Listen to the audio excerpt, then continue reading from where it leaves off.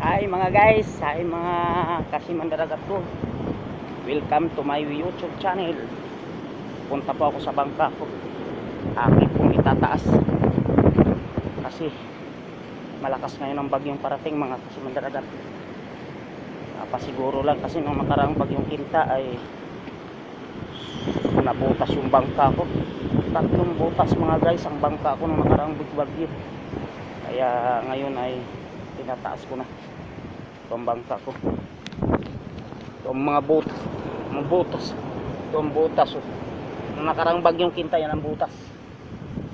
Saka doon sa kabila papakita ko rin doon sa kabila ang nangyari nung panahong Kinta. Kaya tinaas ko na, pasiguro na lang mga guys. Sayang dito po ako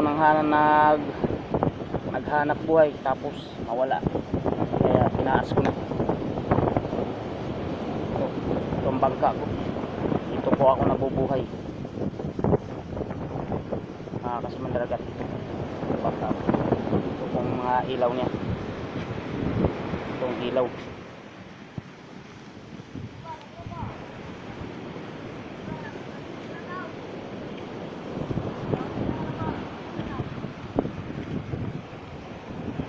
Ito ang butas sa kabila, ito ang butas sa kabila mga guys. Ito mga guys ang butas ng kabila. Kaya inimpis ko ng mic ngayon para may madurog na.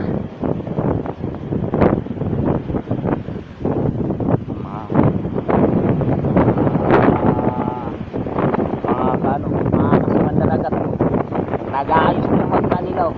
Yan ito mga kasimandaragat ko. Yan mga kasimandaragat ko. Mga kasimandaragat ko. Yan.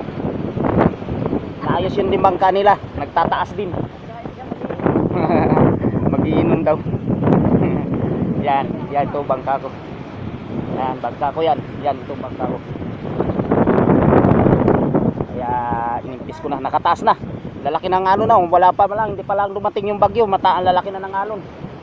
Yan, lalaki na ng alon, hindi pa lang dumating yung bagyo. Yan. Kaya pasiguro na ako.